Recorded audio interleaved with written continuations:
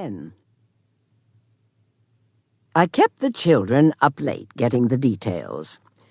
Jamie and I played war while Claudia talked into the tape recorder. Jamie ended up with 2 aces and 12 cards more than I. The game cost me 34 cents. I still don't know how he does it. It was my deck of cards, but I was somewhat preoccupied listening to Claudia and interrupting her with questions. And then there was that telephone call from the children's parents. "I knew you'd tell them, Saxenberg, I knew it. What a combination you are, soft heart and hard head. It was all I could do to persuade them to stay home and let me deliver the children in the morning. Mrs. Kincaid kept asking if they were bruised or maimed. I think she has read too many accounts of lost children in the newspapers. You realize now why I insisted that they stay overnight. I wanted all sides of the bargain kept, and I had to get my information.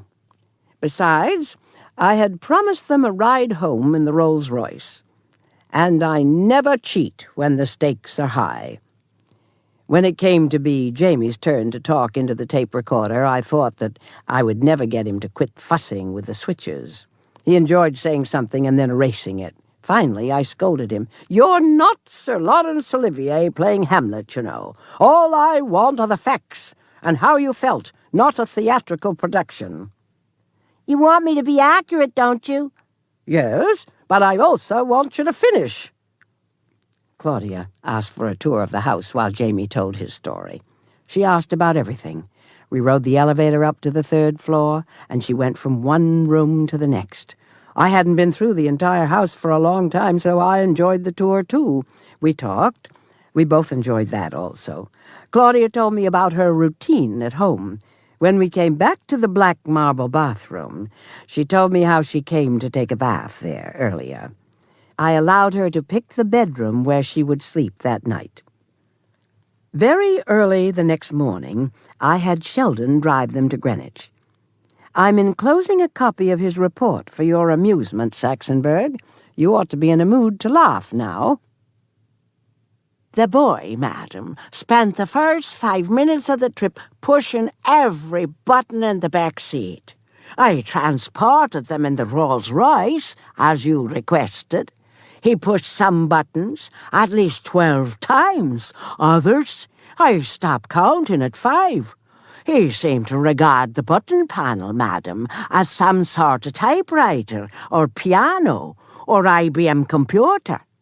Without realizing it, he pushed the button to the intercom on and neglected to push it off. In this way, I overheard all their conversation. They thought they were privately sealed behind the glass screen that divides the front seat from the back. The girl was quiet while the other tested things. Everything, I might add.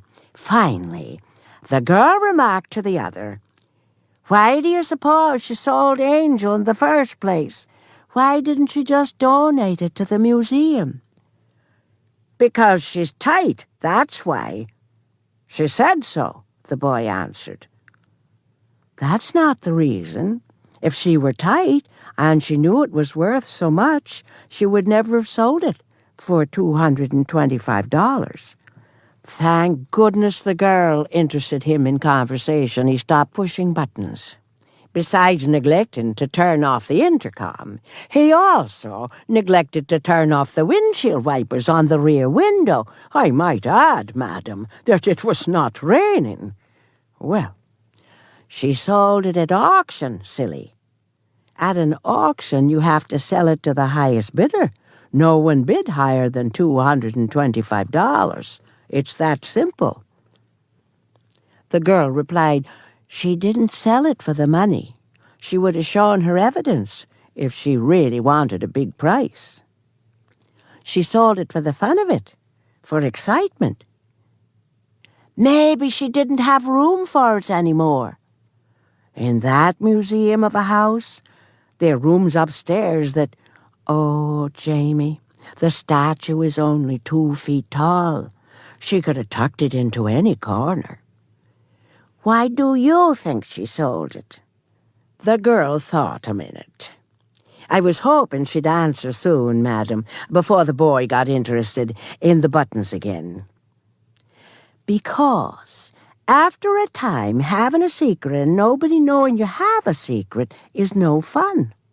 And although you don't want others to know what the secret is, you want them to at least know you have one.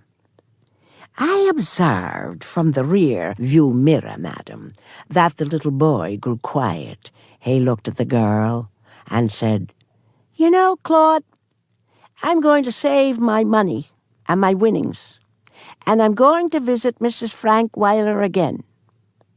A long pause. Then, "There's something about our running away that I forgot to say into the tape recorder." The girl said nothing. "You want to come, Claude? We won't tell anyone." "How much did you win last night?" the girl asked. "Only 34 cents. She's a lot sharper than Bruce." "Maybe my 25 cents from the cornflakes came already. That would make 59. The girl was silent for a few minutes before she asked, "Do you think she meant that stuff about motherhood?" The boy shrugged his shoulders. "Let's visit her every time we save enough money. We won't tell anyone. We won't stay overnight. We'll just tell Mom and Dad that we're going bowling or something, and we'll take a train up instead." "We'll adopt her," the girl suggested. "We'll become her kids, sort of. She's too old to be a mother. She said so herself. Besides, we already have one. She'll become our grandmother then, since ours are deceased. And that'll be our secret that we won't even share with her. She'll be the only woman in the world to become a grandmother with never becoming a mother first." I drove the car to the address they gave me, madam. The shades were up, and I could see a quite handsome man and a young matron watching by the window. I also thought I saw our own Mr. Saxonburg. The boy had opened the doors even before I had completely stopped. That is a very dangerous thing to do. A much younger creature, also a boy, came running out of the house immediately ahead of the others. As I drove away, this younger one was saying, "Boy, what a car! Hey, Claude, I'll be your responsibility. The rest of..." The children, madam, neglected to say, "Thank you." Well, Saxonburg, that's why I'm leaving the drawing of Angel to Claudia and Jamie Kincaid, your 2 lost grandchildren that you were so worried about. Since they intend to make me their grandmother, and you already are their grandfather, that makes us, well, I won't even think about that. You're not that good a poker player. Rewrite my will with a clause about my bequeathing the drawing to them. Also put in a clause about that bed I mentioned, too.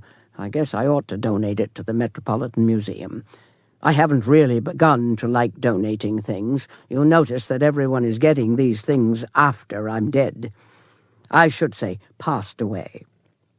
After you have all those things written into my will, I'll sign the new version. Sheldon and Parks can be witnesses. The signing of the will take place in the restaurant of the Metropolitan Museum of Art in New York City. You'll come there with me, dear Saxonburg, or lose me, your best client. I wonder if Claudia and Jamie will come visit me again. I wouldn't mind if they did. You see, I still have an edge. I know one bit more of a secret than they do. They don't know that their grandfather has been my lawyer for 41 years. And I recommend that for your own good you not tell them, Saxonburg. By the way, I heard a radio interview by the new Commissioner of Parks in New York City. He said that his budget had been cut. When asked by a reporter where the money that should have been spent for the parks was going, the commissioner replied that most of it was going towards increased security for the Metropolitan Museum.